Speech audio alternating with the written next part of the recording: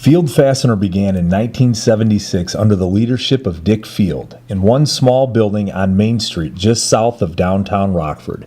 In this video, Field owner and chairman Bill Derry takes us back to the humble beginnings of Field as he and his brother Jim bought the company in 1990.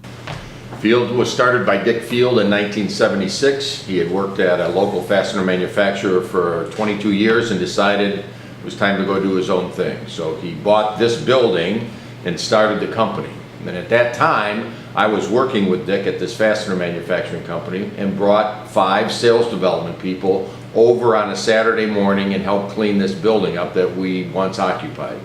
They were people in the sales training program at Camcar. I had some responsibility for the sales training program there, and they were all guys that knew Dick, and Dick was held in high regard. So that Saturday morning, Dick needed some help pulling weeds and doing some painting to get this building ready to house his new business. So we came over that Saturday morning and helped him out. I became aware of the fact that Dick was selling the business through a couple of contacts, including having lunch with Dick. I did that every 3 or 4 months. He and I had lunch together. And he indicated at one point he was thinking about retirement and thinking about selling his business. So I called Jim and advised him that there was a small business in town that was in the fastener industry, and I knew a little bit about fasteners. He was a mechanical engineer by education. He was a sales guy in Minneapolis.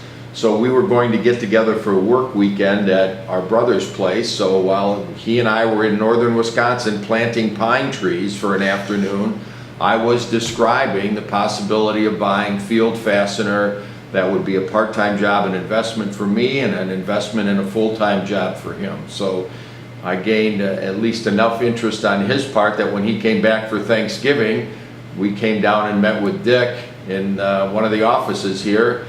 Jim sat on the radiator and I sat on the chair, and we talked about the possibility of buying Dick's business. And 2 years later, we ended up signing the deal. When we bought the company, the business was almost exclusively maintenance and repair and tool room. So it was a lot of very small dollar value orders. Dick Field did not want to have production fasteners. He had one customer, a company out east, that he sold them production fasteners, but all of the other business was small quantities of maintenance and repair kinds of items. So at the time we acquired the business, we had never made a palletized shipment out of this building. Everything went in the individual boxes, UPS, or in the back of our pickup truck. When we were operating out of this building has 3 floors. We had material on all 3 floors. There's a building in the back that is 1 level. When we filled up both of those and we're still growing, we rented some space across the street and operated out of a couple floors of that building. So at one point in our development, we were operating out of 3 buildings, 7 different floors. Not particularly efficient for industrial distribution. There was no real organization to the way the material was stored. It was by commodity type. So there was an area of the building where the nuts were stored, an area where washers or hex cap screws and so forth. And some of it was by size, some of it was random. So if it was a hex cap screw, you'd go to that part of the building and you look for sizes and lengths. But as you would imagine, if there wasn't space for that size, you had to figure out a place to put it. Much of the warehouse was random, so you would go to a pallet that could have 15 to 30 different items on it. The stock location would be that pallet, and you'd have to find it. So when we moved to the new building and had specific stock locations and barcoding, it was a gigantic leap forward in terms of the efficiency of the operation and the ability to keep track of our inventory.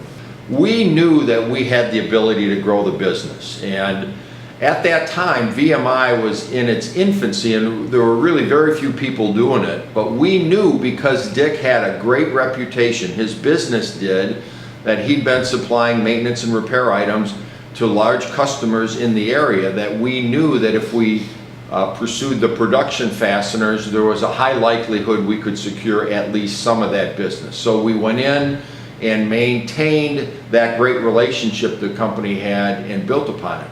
That's the primary reason why we opted not to change the name. It was Field Fastener. It had a good reputation. We said that's an asset that we want to maintain. So when we bought the business from Dick, he agreed to sell us that name and the ability to continue to operate under that name.